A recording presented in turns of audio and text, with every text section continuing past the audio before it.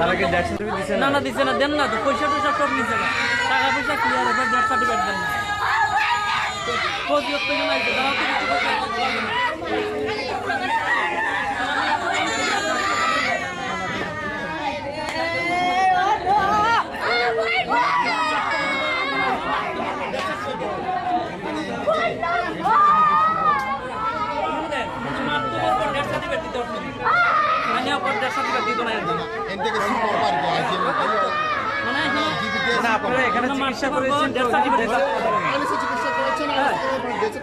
তারা মারতে পারবো, সারাও কর, তারা মারতে পারবো, ডেথ সার্টিফিকেট দিয়ে তোরা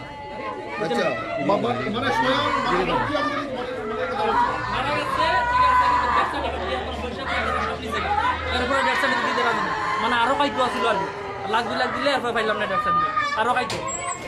কি বলতে চান এই যে আইলে চিকিৎসা কি বলবো আর বলার কি আছে দাদা, আমি কি রুগী মারা গেছে বলার কি আছে? তারার ছেলে মেয়ে এইভাবে মরবে, তারার ছেলে মেয়ে ডাক্তার যে করছে তারার ছেলে মেয়ে এইভাবে মরবে, তখন তারা বুঝবে, এখন বুঝবে না।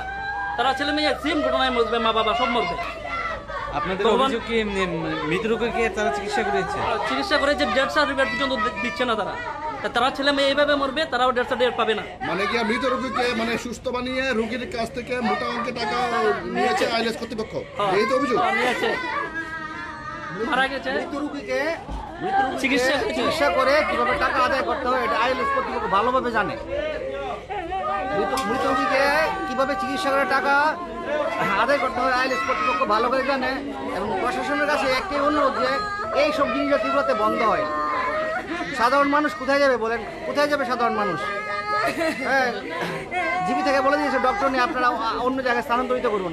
আমাদের এখানে একটাই হাসপাতাল, আইএলএস হাসপাতাল, ওইখানে নিয়ে আসার পর যদি মানুষ এরকম প্রলোভনের শিকার হয় তাহলে আমজনতা কোথায় যাবে? এখন এই যে মানে মৃত ব্যক্তির ডেথ সার্টিফিকেট আপনারা কার থেকে নেন? এখন আমাদের জিবি হসপিটালে যেতে হবে, গিয়ে ডক্টরের সাথে ডক্টর দেখাবো, উনি যা ফার্দার প্রসেস করবেন। পুলিশ